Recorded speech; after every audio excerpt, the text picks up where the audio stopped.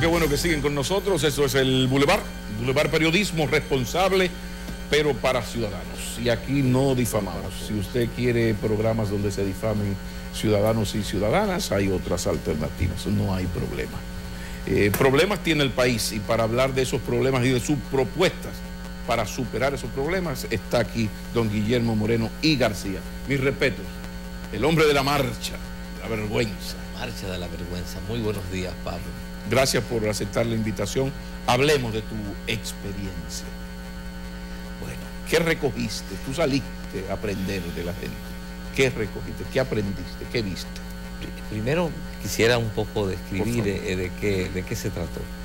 Nosotros iniciamos el 1 de febrero una marcha ininterrumpida por todo el territorio nacional.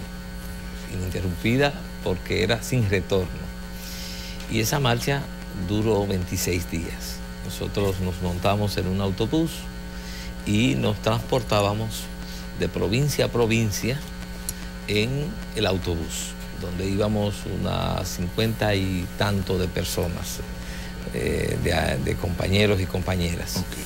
Y entonces, cuando llegábamos a las provincias, sobre todo a los municipios cabecera, que era lo que íbamos básicamente visitando, entonces lo caminábamos a pie, no en el autobús, porque el mayor interés era no solo hacer el recorrido, sino sobre todo entrar en contacto con la gente, el ver cómo vive la gente, dónde vive la gente.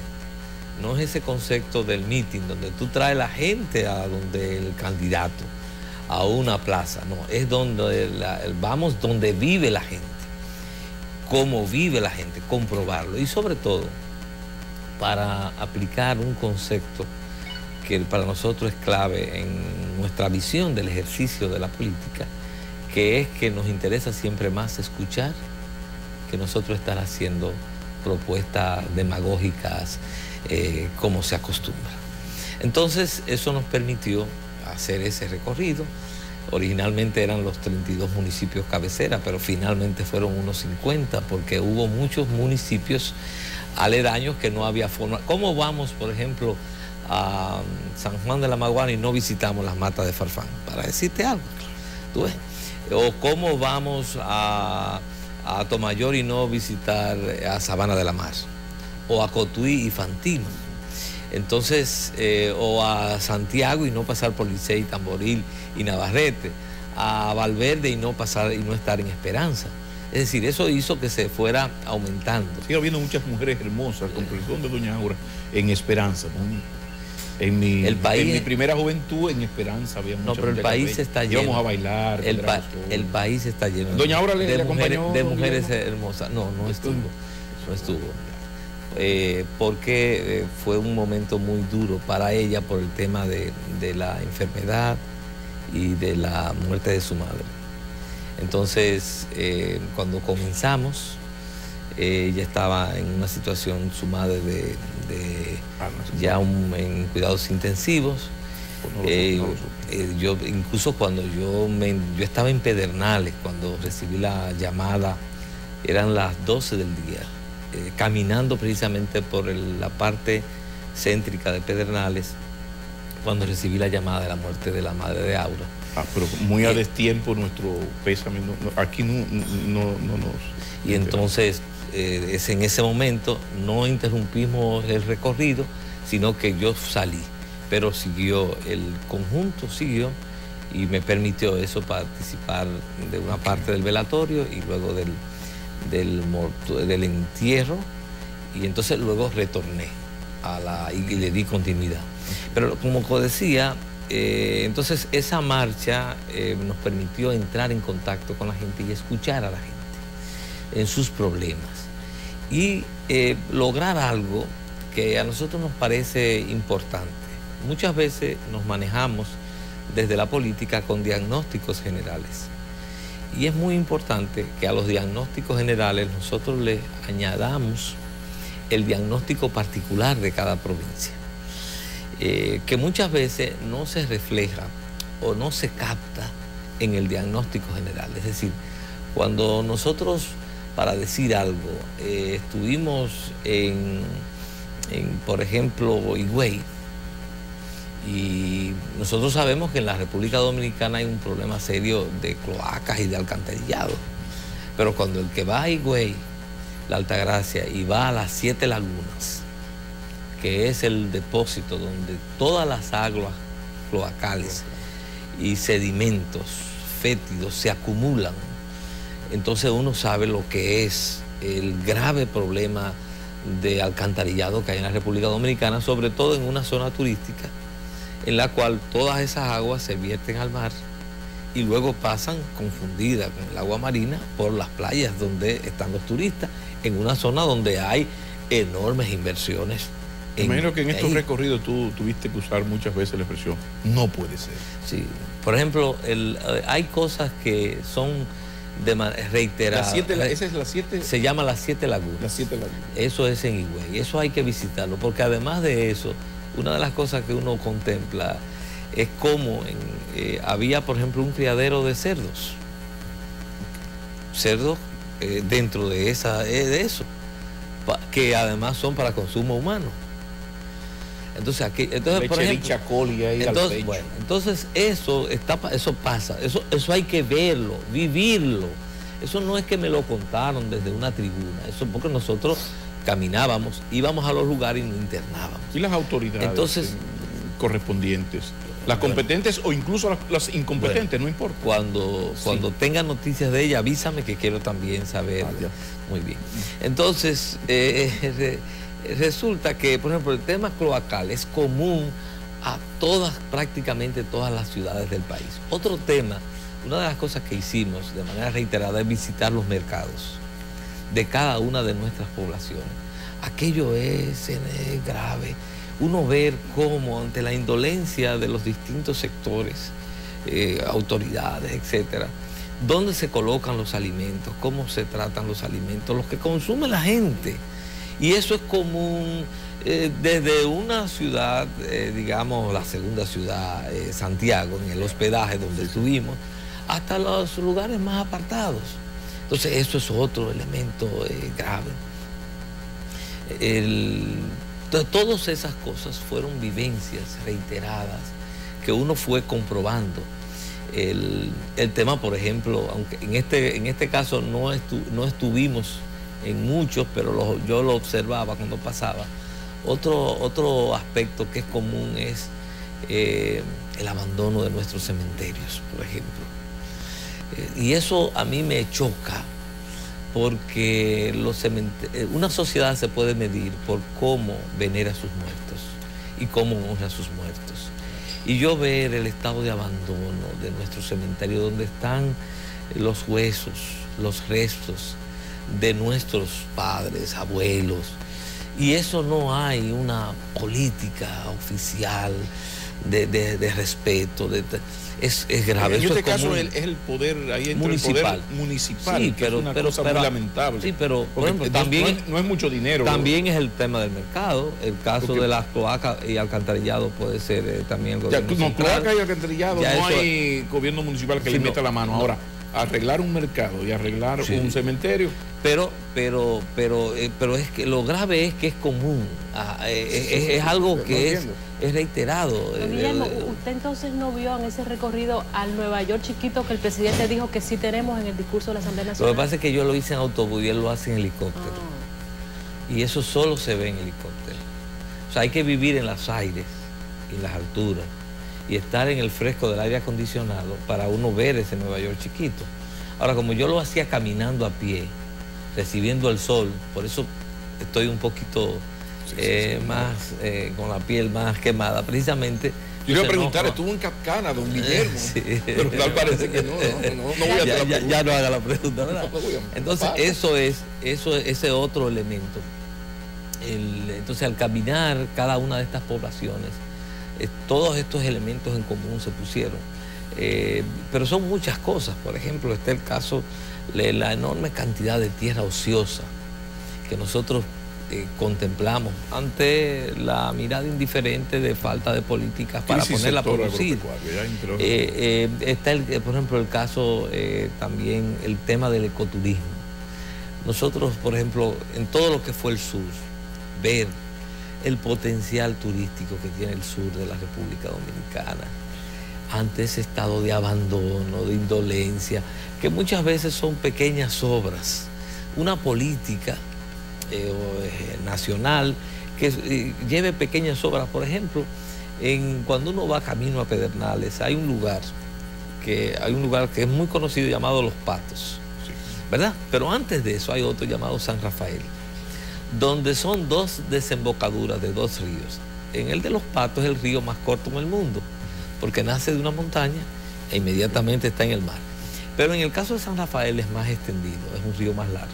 Bueno, en ese caso, la comunidad ha construido una serie de piscinas naturales para la desembocadura al mar.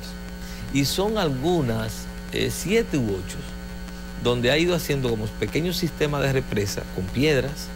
Entonces se hace una piscina y luego más abajo otra y otra y otra. Aquello es sencillamente hermoso. Esa es la comunidad. Eso lo hizo la comunidad. ¿Sector privado o comunidad? Sí, la comunidad. Ahí el Ministerio de Turismo... Sí, ellos hicieron una asociación pero de el Ministerio de Turismo les asesoró una ayuda, ¿no? No, según nos informaron, no.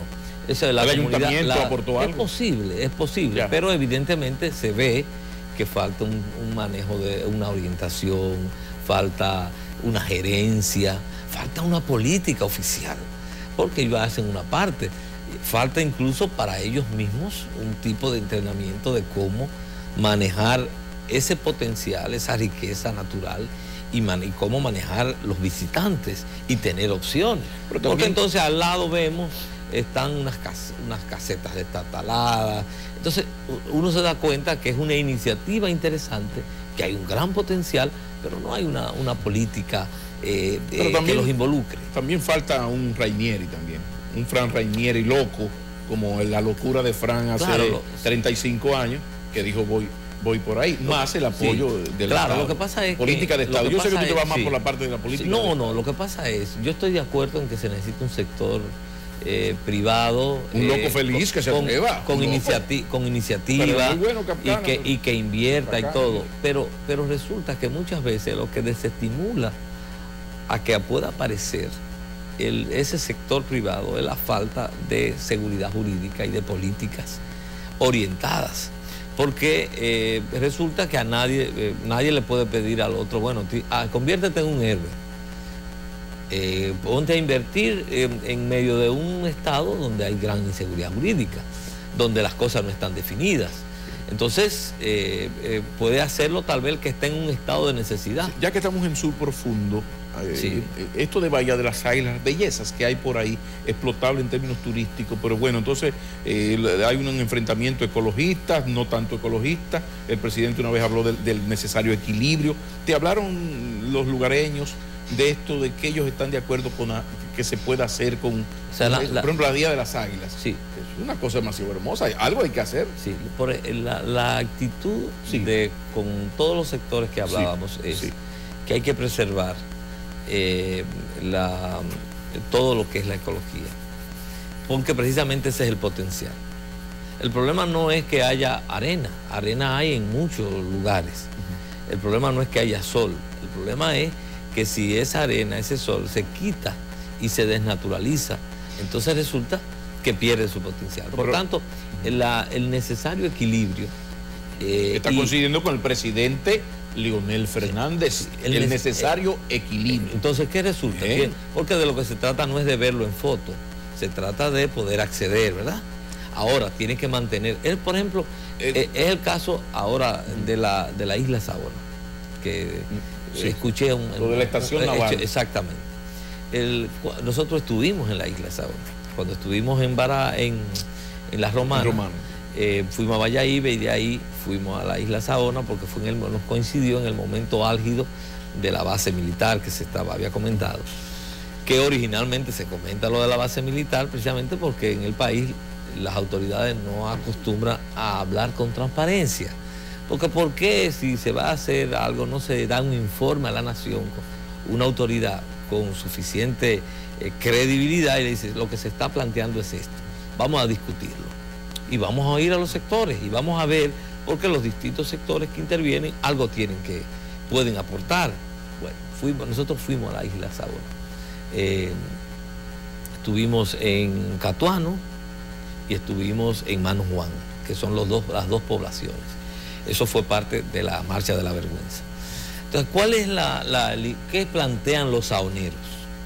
Ellos están conscientes que la instalación, como se ha planteado, hasta que se diga lo contrario, es mejorar lo que hay, según explicó eso es el jefe de Estado Mayor de la Marina. Esa es la explicación que se está diciendo. Y está ya nosotros, como tenemos una historia de confabulaciones y de tergiversaciones y de engaños, por eso nosotros hemos planteado la interpelación del secretario de las Fuerzas Armadas y del jefe de la Marina para que vayan al Congreso a decir con claridad y con precisión de qué se trata y hacer vistas públicas, porque esa es la democracia.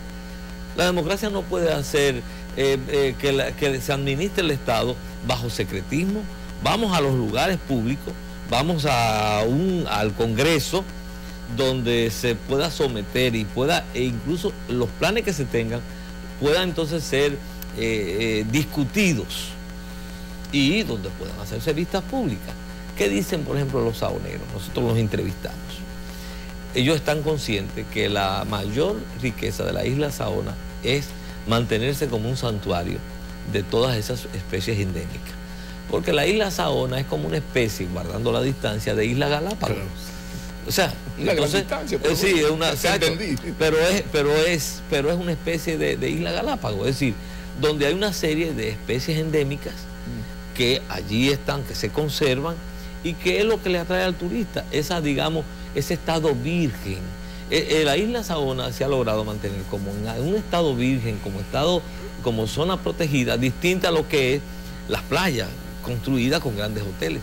Tanto es así que el promedio de visitantes de la isla Saona es 4.000 diarios. ¿Eso qué significa? En 10 días son 40.000.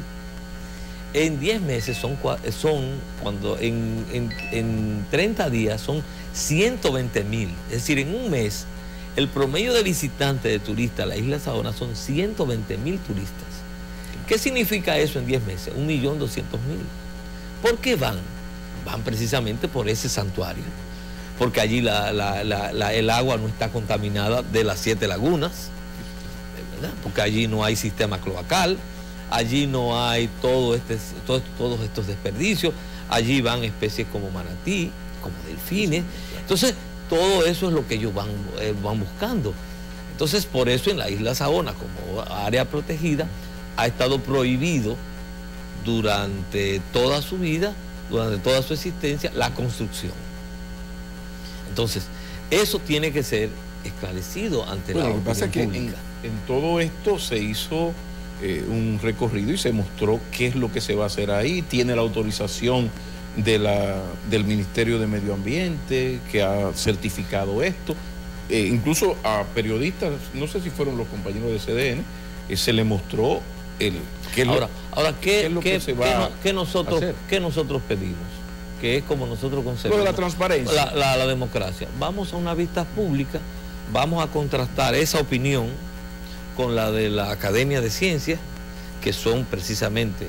Pero donde hay un edificio deteriorado, que se construya otro ahí mismo, ¿tú no consideras No, pero yo no quiero entrar en el sí, no, yo te digo porque, es mi área. O sea, yo lo que quiero decir es, ¿cómo debe funcionar? Vamos a comenzar a hacer una vista pública. Primero, ¿cuáles son de dónde vienen los fondos? ¿Por qué vienen los fondos? ¿Cuál es el objetivo? Pero para hacer una estación naval en Isla Saona, que lo que va a hacer es construir, donde hay una estación en un deterioro terrible, hacer un edificio más confortable en esa misma área, no bastaría con hacer lo que se hizo, incluso amplificado aún más, mostrar en data show, mira, esto es lo que se va a hacer de esta manera. Porque o sea, uno lo ve un atentado, no es un restaurante inmenso, un hotel que se inventó ahora Francisco Javier García. Es un asunto de transparencia, es decir, de informar, porque también el Estado tiene que tomar sus decisiones.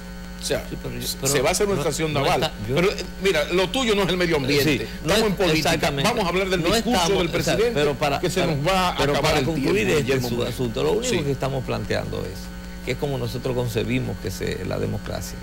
Como ha habido este escarceo, porque precisamente no se comenzó siendo transparente, sino que se comenzó fue algo que lució no claro.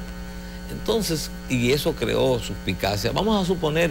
Pero desde el primer momento se dijo que se iba a construir una estación naval a 37, entonces lo único que estamos planteando, sí, es, vamos a discutirlo en un escenario donde es el escenario, oye, ¿cómo se llama? Sí. Parlamento, donde se va a hablar. O sea, un gobierno tiene el Estado Dominicano para construir una base, una estación naval. Tiene que llevar eso al Congreso Nacional. No es eso. Porque es una estación naval donde ya está la estación naval. Es hacerla confortable, una cosa que es un chiquerito. Pablo, si tú lo reduces a eso, entonces resulta que no es así. Fíjate bien, no lo reduzca a eso. Dos elementos. En primer lugar, es una base que se comenzó a hablar de una base naval. Nunca se habló de una base. Y además de eso, Mayor de la Marina, nunca ha hablado de base. Es con fondo de un gobierno extranjero. Primer elemento, que es importante esclarecer. ¿Y cuándo no ha sido opaco en diciembre en las Fuerzas Armadas Dominicanas, el DNI, la DNCD y su hermandad de colaboración con los Estados Unidos de América? ¿Cuándo no ha sido opaco en diciembre? Segundo elemento, se trata de un área protegida.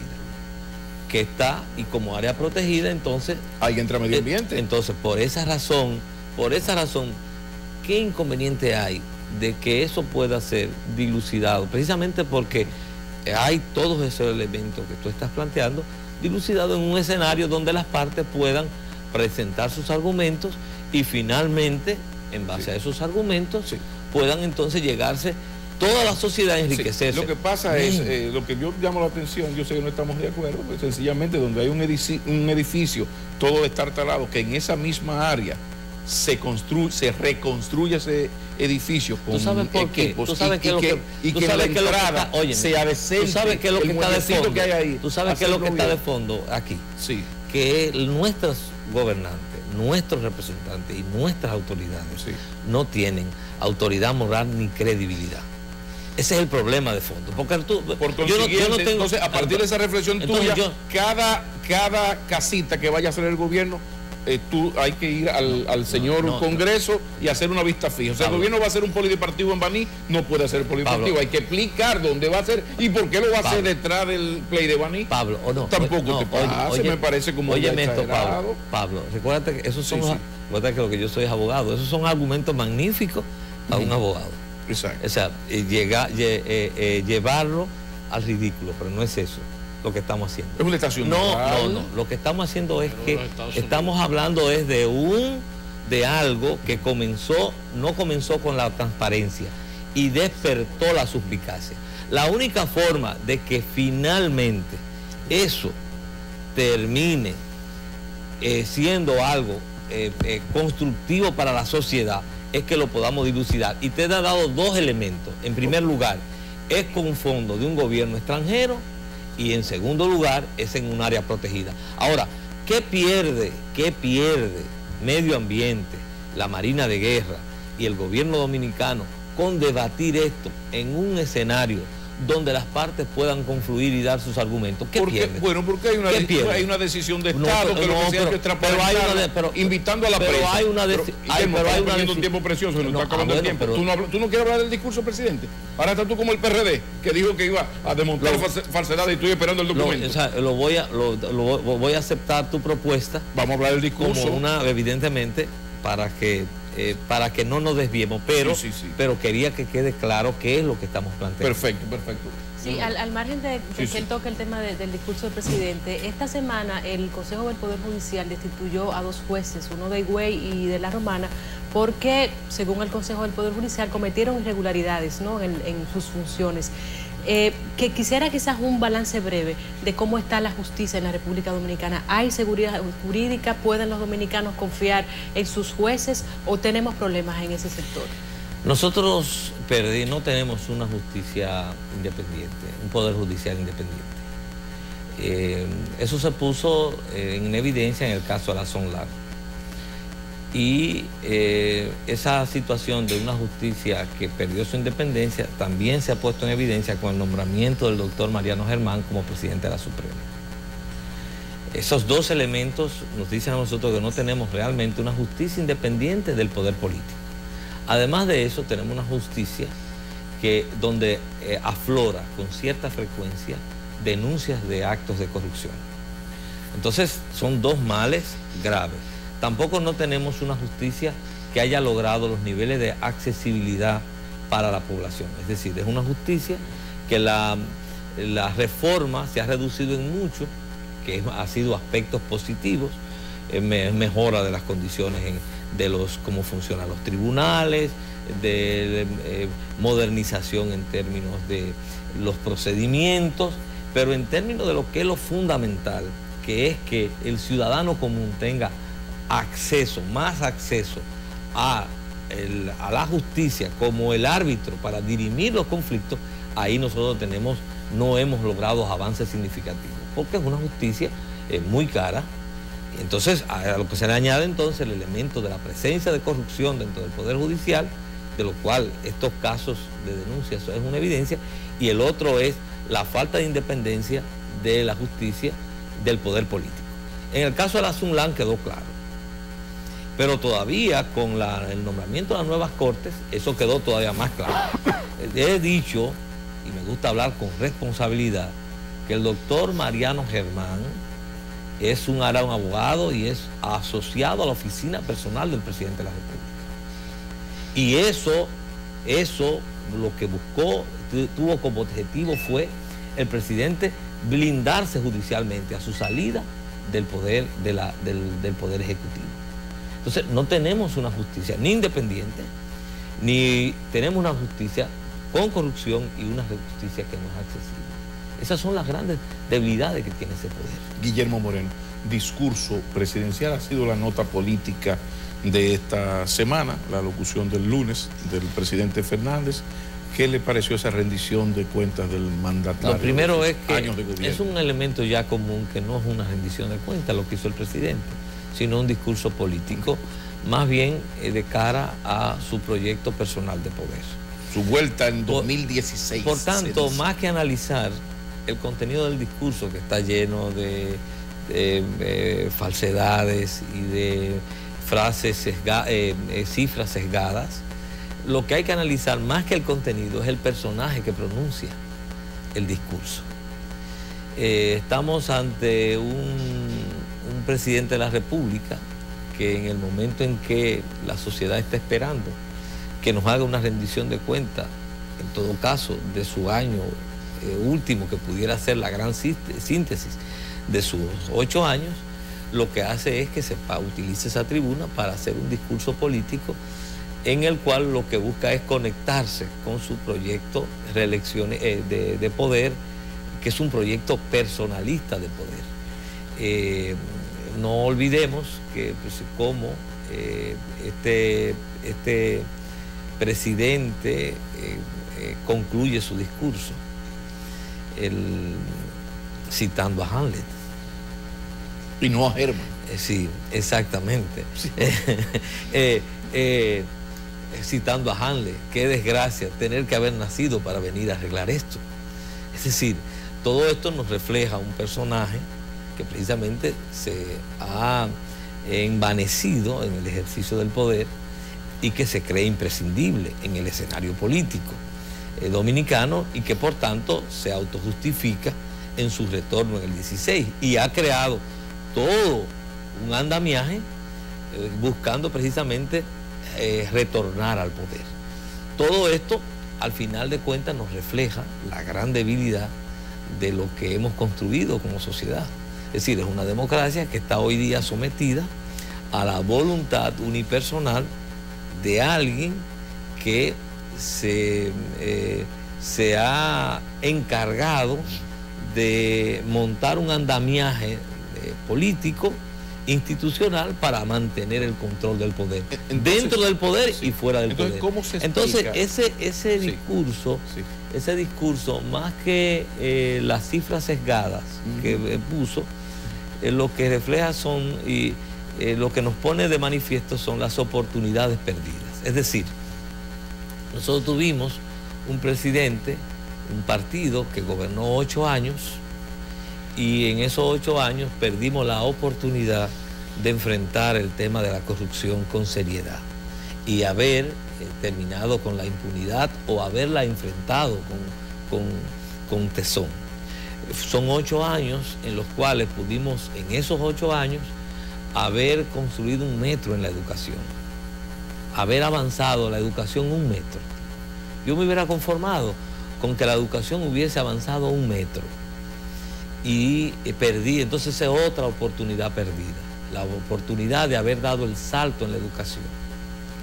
Fueron 8 años en los cuales hoy podemos exhibir elevados y obras no prioritarias, pero hoy no podemos decir que hemos fortalecido el aparato productivo nacional. Entonces, hoy día tenemos el campo en abandono, tierras ociosas, tierras subutilizadas. Entonces, son 8 años en los cuales pudimos mejorar de manera significativa el tema de la seguridad. ¿Y qué encontramos al término de 8 años? Que no solamente se ha incrementado la inseguridad, sino que es más que evidente que la complicidad en el narcotráfico salpica el propio Palacio Nacional.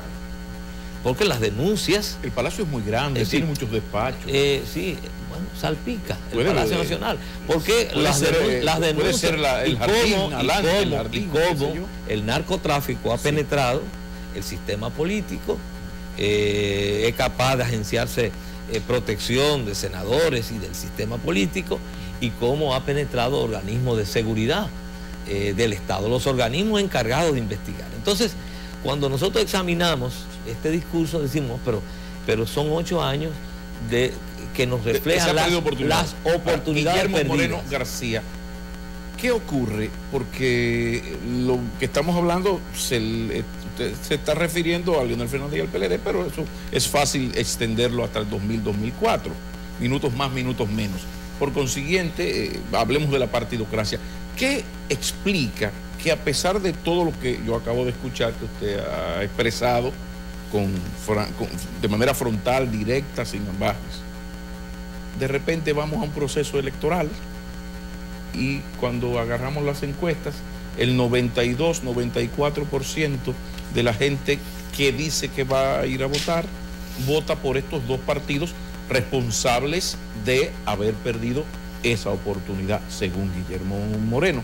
¿Qué está pasando en el mercado electoral dominicano? Porque escuchándolo y dándole credibilidad a todo lo que se ha dicho hasta este momento, dice, ¿cómo alguien me explica que de repente vamos a un proceso electoral y el 90 y tantos % de los que van a ir a votar están comprometidos con estos 2 partidos que han gobernado desde el 96 hasta el día de hoy? Lo que pasa es que en la democracia dominicana no ha habido un contrapeso. Y entonces tenemos un sistema ahora reducido a un bipartidismo que a su paso por el Estado ha creado una institucionalidad y ha acumulado recursos que le permite a ellos reproducirse. Y no se ha desarrollado un real contrapeso. El contrapeso en una democracia normalmente es la opinión pública, que tiene una fuerza para ir ejerciendo el poder o el contrapeso frente a los poderes públicos y los representantes. Pero por nuestras debilidades en la República Dominicana, diputados, senadores, presidentes, no se sienten interpelados por la opinión pública. Actúan con total autonomía. Uno le sale a preguntar a la ciudadanía qué piensa de los senadores y diputados, y las cosas que dicen son impublicables. Sin embargo, ellos no se dan por aludido, ninguno renuncia. No, y siguen ganando. Pero y además, interesante. Bien. Impublicable lo que se dice, sí, pero vamos a un proceso electoral, algunos con sentencias definitivas de la Suprema, que son los más votados. ¿Pero por qué? Vamos a hablar del mercado electoral. Sí, pero ¿por qué? Porque ellos, en ese sistema político que ellos mismos han diseñado, ellos utilizan los propios recursos del Estado y la propia función para reproducirse. Por eso es que es válido y es necesario lo que estamos haciendo nosotros. Y escúcheme que hable de manera particular, como propuesta política. Y hoy día en la República Dominicana, es urgente y necesario un contrapeso. Entonces, nosotros no estamos aquí fijándonos en lo largo del camino ni en lo duro del camino, sino en la necesidad que hay de que ese sistema bipartidista y ese sistema político tenga un contrapeso que sea alternativo a ellos. Nosotros por eso le decimos a los ciudadanos, muchas veces los ciudadanos quedan atrapados en un círculo vicioso en el sentido de que deben votar por el supuesto menos malo. Y muchas veces el argumento que dicen es, votamos por el menos malo porque hay que salir del más malo, que cada uno tiene una interpretación de cuál de los dos es el más malo, porque ahora no hay posibilidad de que otro gane. Y yo siempre le pregunto, ¿tú qué piensas que nosotros no vamos a ganar? ¿Cuándo tú has ganado? Porque ¿cuándo ha ganado el ciudadano? Cuando han ganado esos candidatos y esos partidos.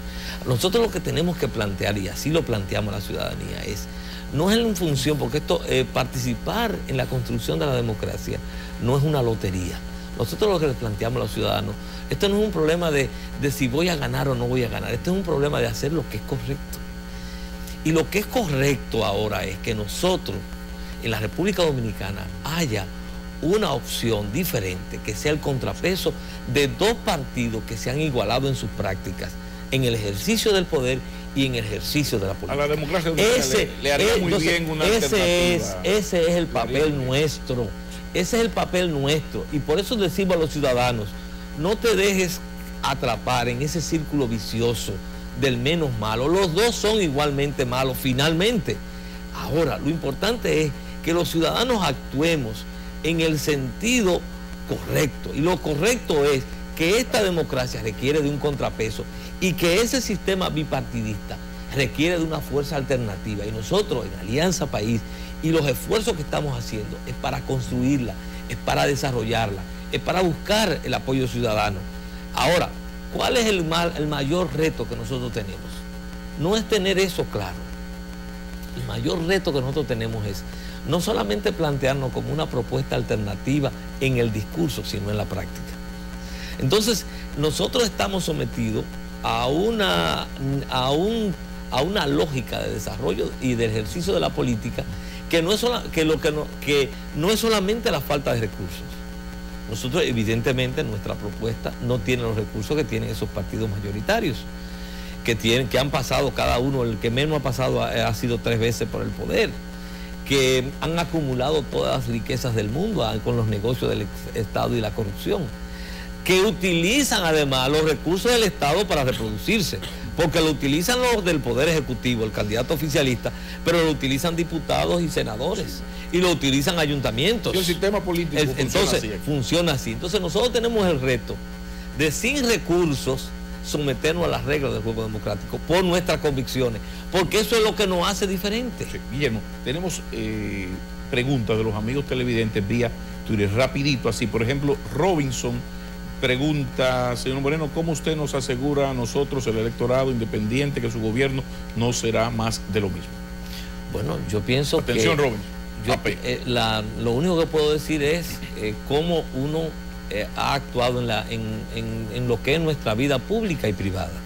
Es decir, durante toda mi vida yo he tratado de ser un ciudadano responsable y además y que ha asumido su responsabilidad ciudadana, pero además la forma como nosotros hemos venido construyendo Alianza País, de no ceder a las tentaciones del sistema político y mantener una práctica diferenciada, sin utilizar recursos del Estado, sin utilizar dinero de origen ilícito, yo pienso que es parte del aval de por qué somos una propuesta diferente. Haríamos un gobierno diferente. Pregunta, ¿con qué estructura cuenta usted para gobernar el país? Bueno, nosotros, dos cosas. En primer lugar, Alianza País es una propuesta que tiene existencia nacional y tiene equipos nacionales. Ahora bien, si la otra idea es, que es una idea de la política tradicional, que para gobernar hay que tener el Congreso, el Poder Judicial, entonces nosotros decimos no. Nosotros no tenemos ese concepto de la democracia. Nosotros no queremos tener el Congreso, ni queremos el Poder Judicial. Nosotros queremos que el Poder Judicial y el Congreso hagan el papel que están diseñados en la Naúl democracia. 22 pregunta, ¿cuál será su prioridad? La prioridad del gobierno de Guillermo Moreno. La gran dificultad en un país con tantos problemas es establecer una prioridad, pero yo puedo mencionar 4 prioridades. El tema de la corrupción, acabar con el borrón y cuenta nueva es una prioridad.